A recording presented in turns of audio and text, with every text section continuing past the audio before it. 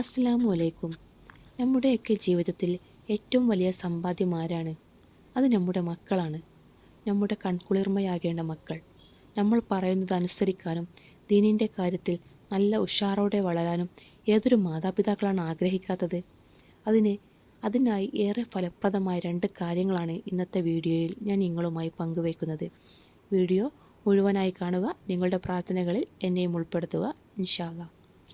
പല മാതാപിതാക്കളുടെയും വലിയ വിഷമമാണ് മക്കൾ അനുസരിക്കുന്നില്ല. അവർക്ക് നിസ്കാര കാര്യത്തിൽ ശ്രദ്ധയില്ല. ദീനുമായി അവർക്ക് യാതൊരു ബന്ധവുമില്ല. അവർ പ്രത്യേകമായൊരു വഴിവിട്ട ജീവിതമാണ്.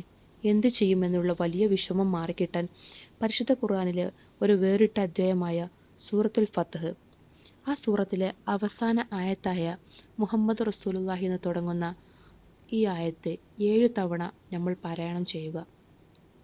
അതുപോലെ അള്ളാഹുവിൻ്റെ പരിശുദ്ധ നാമമായ യാ ഹാദി യാ അള്ളാ എന്ന ഇസ്മ് 33 തവണ ചൊല്ലി വെള്ളത്തിലൂതി കുടിക്കാൻ കൊടുക്കുക. നിസ്കാരബോധവും അനുസരണബോധവുമുള്ള നല്ല മക്കളായി മാറും. അതുപോലെ ഇത് നിങ്ങളുടെ ജീവിതത്തിൻ്റെ ഭാഗമാക്കുക. ഉറപ്പായും മക്കളിൽ നല്ലൊരു മാറ്റം നിങ്ങൾക്ക് കാണാൻ സാധിക്കും. ഈ വീഡിയോ നിങ്ങൾക്ക് ഉപകാരപ്രദമായി എന്ന് തോന്നുകയാണെങ്കിൽ ലൈക്ക് ചെയ്യാനും നിങ്ങളുടെ കൂട്ടുകാരിലേക്ക് ഷെയർ ചെയ്യാനും മറക്കരുത്. ഇതുപോലുള്ള നല്ല അറിവുകൾക്കായി ഈ ചാനൽ ഇപ്പോൾ തന്നെ സബ്സ്ക്രൈബ് ചെയ്തു വെക്കുക. നിങ്ങളുടെ വിലയേറിയ അഭിപ്രായങ്ങൾ താഴെ കമൻറ്റായി അറിയിക്കുമല്ലോ. ഇൻഷാ അല്ലാഹ്.